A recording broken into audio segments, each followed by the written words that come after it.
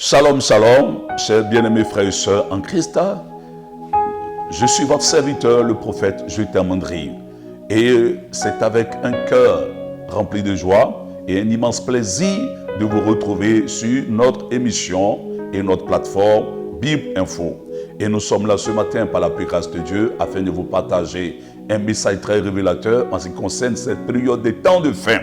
Alors, notre texte de base est tiré de Luc chapitre 15, le verset 11 au verset 35. Et notre thème est la révélation sur le retour du Fils prodigue.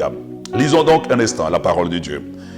Il dit encore, un homme avec deux fils, le plus jeune dit à son père, « Mon père, donne-moi la part de bien qui doit me revenir. » Et le père leur partagea son bien. Peu de jours après, le plus jeune fils, ayant tout ramassé, partit pour un pays éloigné, où il dissipa son bien en vivant dans la débauche. Lorsqu'il eut tout dépensé, une grande famille survint dans le pays et il commença à se trouver dans le besoin.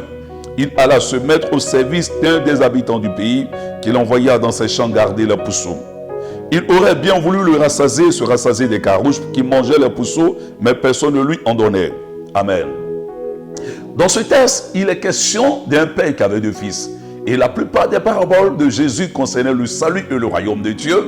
Et le Père ici, c'est Dieu qui est notre Père, qui avait deux fils. Et l'aîné est le peuple d'Israël. Car dans Exode chapitre 4, le verset 22, l'Éternel dira à Moïse d'aller dire à Pharaon, « Laisse aller Israël, mon fils premier-né. » Donc dans cette révélation, comprenons qu'Israël est le fils premier-né et le fils cadet. Car Exode chapitre 19, le verset 22 au verset 24, Dieu dira, à partir du verset 4 du moins au verset 5, l'Éternel nous dira que tous les peuples de la terre m'appartiennent.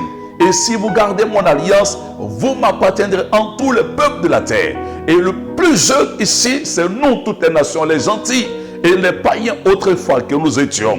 Et que nous avons demandé les biens, c'est un don physique, un don spirituel, les atouts physiques, les biens matériels, financiers, la beauté, c'est tellement que tu as reçu de la part de Dieu. Et nous, étant fatigués de vivre autrefois, sous la coupe de Dieu, selon la parole de Dieu, l'alliance de Dieu, nous décidons de nous séparer de Dieu pour aller vivre une vie dans l'immoralité, dans la débauche. Car la Bible déclare dans Jacques chapitre 1 au verset 17, « Tout don parfait, toute grâce excellente descend de là-haut du Dieu de Père des Lumières. » Amen. Et il sera l'ami des pousseaux. Les pousseaux vivre dans le péché, dans le déchet qui représente l'immoralité, le péché. Séparés du Père, par un pays éloigné, le péché nous sépare de Dieu.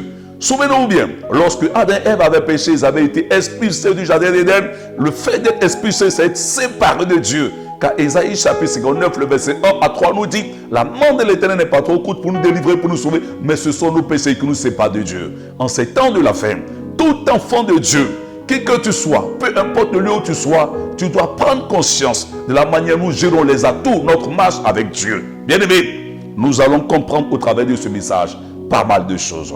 Je vais prier pour quelqu'un, certainement, qui s'est séparé de Dieu d'une façon ou d'une autre. Quelqu'un qui gère mal la belle voie, les atouts physiques, les moyens financiers, la position professionnelle ou la sagesse, l'intelligence que Dieu t'a donné, les biens matériels, tu n'es pas le propriétaire. Toutes ces choses ont un propriétaire. C'est par la pure grâce de Dieu que nous avons ces choses. Nous devons les gérer selon la volonté de Dieu.